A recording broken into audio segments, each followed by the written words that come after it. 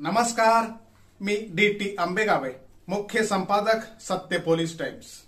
सामान्य जनतेचा आवाज बुलंद करण्यासाठी सत्य पोलीस टाइम्स या चॅनेलला आत्ताच सबस्क्राइब करा। सन्माननीय व्यासपीठावर उपस्थित असलेले मान्यवर, आदरणीय परीक्षक महोदय व येथे उपस्थित असलेल्या सर्व मित्रमैत्रिणींना माझा नमस्कार। मी वैष्णवी विजय कुटीकर, मी कोड क्रमांक SP7 ची विद्यार्थिनी आपल्यासमोर विषय सादर करते, शाश्वत वाहतूक पर्याय। या विषयाचे सखोल चिंतन करताना त्यापुढे जाऊन मला तुम्हाला विचारावंसं वाटतं की शाश्वत वाहतूक पर्याय म्हणजे काय। तर शाश्वत वाहतूक पर्याय म्हणजे अशी वाहतूक जी कोणत्याही प्रकारचे प्रदूषण न करता वाहन चालवण्यासाठी इतर इंधनांचा वापर करणे किंवा कमी इंधनात जास्तीत जास्त लोकांचा प्रवास सुलभ व सोपा करणे म्हणजे शाश्वत वाहतूक। आपल्या समोर सर्वात पहिले प्रश्नचिन्ह निर्माण होते ते म्हणजे शाश्वत वाहतूक कोणत्या एकाच प्रकारे केली जाते का? तर नाही, वाहतुकीचे सुद्धा अनेक प्रकार आहेत, जसे की रस्ते मार्ग, लोहमार्ग, हवाई मार्ग, जलमार्ग इत्यादी मार्गाने वाहतूक केली जाते। ही वाहतूकही आज सुरू झालेली नाही, जसा प्रत्येक देशाचा, व्यक्तीचा, गावाचा इतिहास असतो त्याचप्रमाणे वाहतुकीचा सुद्धा इतिहास आहे। इसवी सन पूर्व काळापासून ही वाहतूक केली जाते। वाहतुकीचं सर्वात पहिलं आणि महत्त्वाचं टिकाऊ साधन जर कोणतं असेल तर ते म्हणजे चालणे। ही वाहतूक मानवी शक्तीचा वापर करूनही केली जाते आणि तंत्रज्ञानाचा वापर करूनही केली जाते। मात्र फरक इतकाच की मानवी शक्तीचा वापर केल्याने वाहतुकीत जास्त वेळ लागतो, तर तंत्रज्ञानाच्या सहाय्याने वाहतुकीत कमी वेळ लागतो। एकीकडे मानवाची प्रगती पाहायला गेलो तर दुसरीकडे पर्यावरणाची होणारी अधोगती लक्षात येते। मग तुम्हीच सांगा, शाश्वत वाहतूक ही सर्वसामान्य लोकांसमोर असणारी एक महत्त्वपूर्ण समस्याच नाही का? ही समस्या तर महत्त्वपूर्ण आहे, पण तितकाच आपल्या देशाचा आर्थिक विकास, मानवाचा जीवनाचा दर्जा आणि नैसर्गिक पर्यावरणाचे रक्षण हे सुद्धा महत्त्वपूर्ण आहे। आज दररोज होणाऱ्या अपघातांची संख्या लक्षात घेता दिवसाला 377 जणांचा मृत्यू, प्रत्येक 4 मिनिटाला 1 जणांचा मृत्यू, हे जर असंच चालू राहिलं तर मग हे थांबणार कधी? या अपघाताला आजही स्वल्पविराम आहे, मग या अपघाताला आजही उद्गाराचं चिन्ह आहे, मग तिथे स्वल्पविराम लागणार कधी? आज आपण वाहतूक वेगवेगळ्या मार्गाने करतो। वाहतुकीचे अनेक जरी मार्ग असले तरी शाश्वत वाहतुकीसाठी महत्त्वाचे मुद्दे जर सांगायचं झालं तर आता वाहनांच्या प्रचंड संख्येमध्ये वाढ होत असल्याने वाहनांमध्ये वाहतुकीची कोंडी कमी करणे असेल, शहरी रहिवाशांचे जीवनमान सुधारणे असेल किंवा जास्तीत जास्त लोकांचे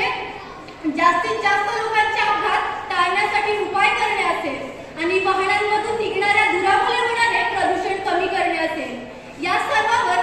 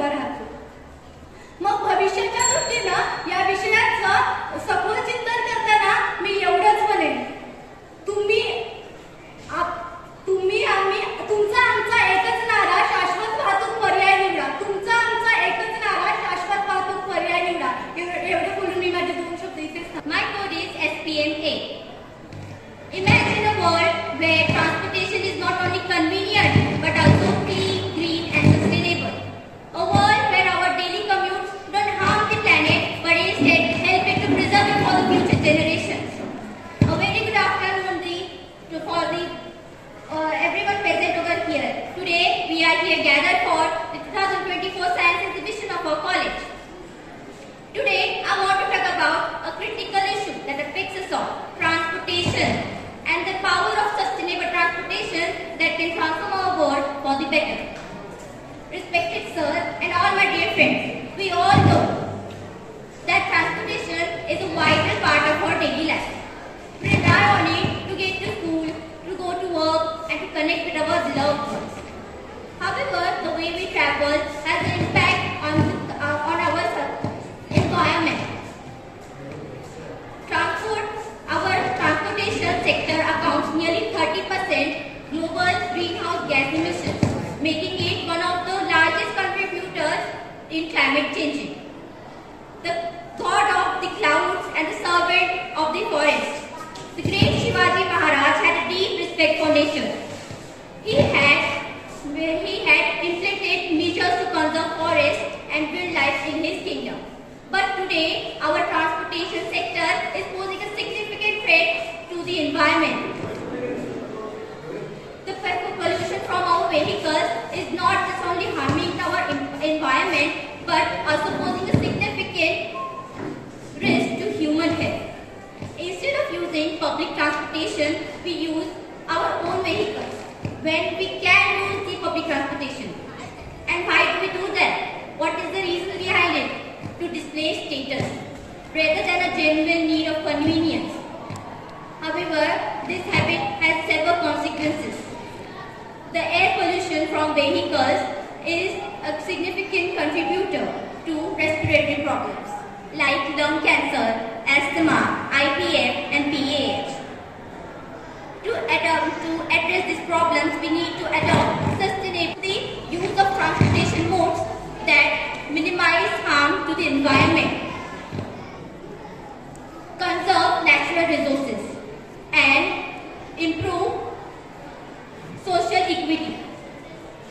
This includes electric vehicles, hybrid vehicles, public transportation, and cycling and walking. In conclusion, sustainable transportation solutions are not just an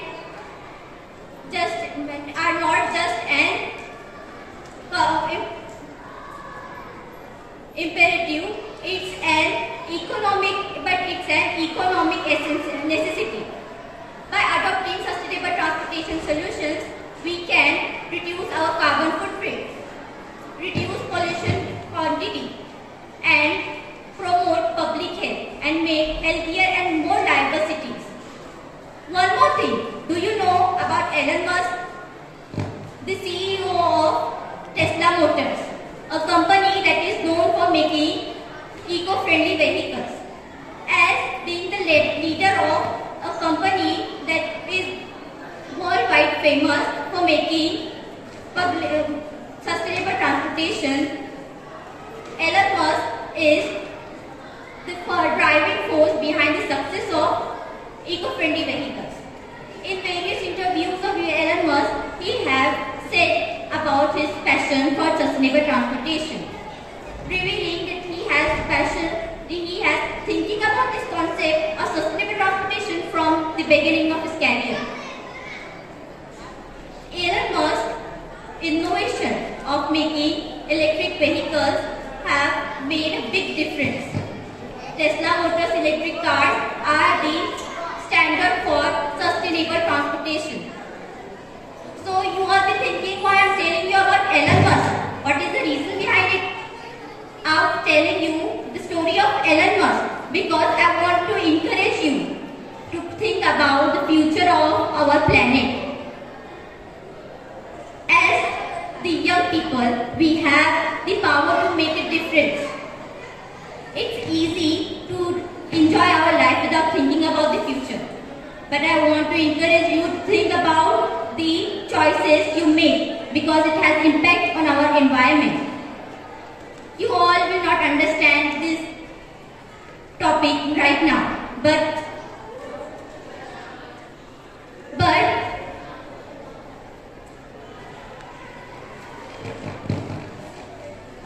trust me, you will be in the future. to make a big difference. Let's work together to make a good world. Let's work together to make transportation not only convenient but also clean, green and sustainable. Thank you all for listening to my speech. And I appreciate you all. Thank you. शाश्वत वाहतूक म्हणजे कमी आणि परवडणारी वाहतूक.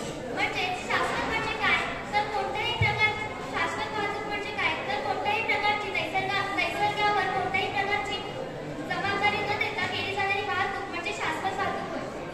शाश्वत शब्दाचा अर्थ म्हणजे काय? शाश्वत म्हणजे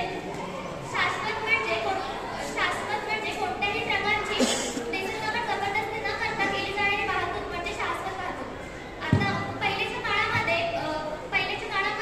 कोणत्याही प्रकारची वाहनांची संख्या अवलंबून नव्हती. तेव्हा माणसं पायी चालत जायचे. त्यामुळे वेळेची खूप नासाडी व्हायची आणि पण त्याच्यामुळे शारीरिक दृष्टी खूप चांगली राहायची. त्याच्यानंतर मानवाने थोडी प्रगती केल्यानंतर त्यांनी गाड्यांवरती वाहन जाण्याची सुरुवात केली. त्याच्यामध्ये बैलगाडी, घोडागाडी या प्रकारचे अनेक प्रकारचे साधन होते. नंतर मानव हा एक बुद्धिमान प्राणी असल्यामुळे त्यांनी नंतर 2 चाकी, 4 चाकी इत्यादी वाहनांची वाहन करण्यास सुरुवात केली. पण त्याच्यामध्ये ध्वनी प्रदूषण, वायू प्रदूषण यासारख्या अनेक गोष्टी समोर येतात. अनेक प्रकारचे इंधन, पेट्रोल, डिझेल यासारख्या गोष्टींचाही खूप तुटवडा होतो. म्हणून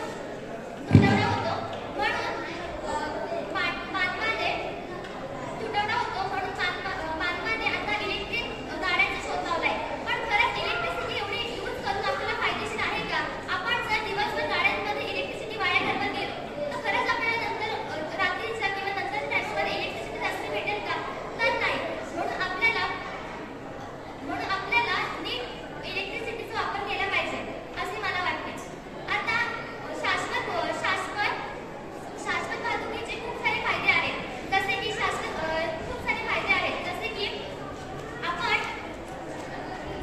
आपण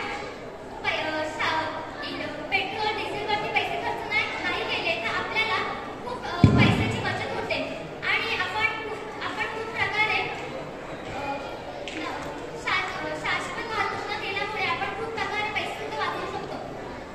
आणि चालणे किंवा सायकलिंग चालवणे हे शाश्वत वाहतुकीचे मुख्य घटक आहेत. त्याच्यामुळे आपण वाहतूक करू शकतो. थँक्यू. सामान्य जनतेचा बुलंद आवाज. सत्य पोलीस टाइम्स.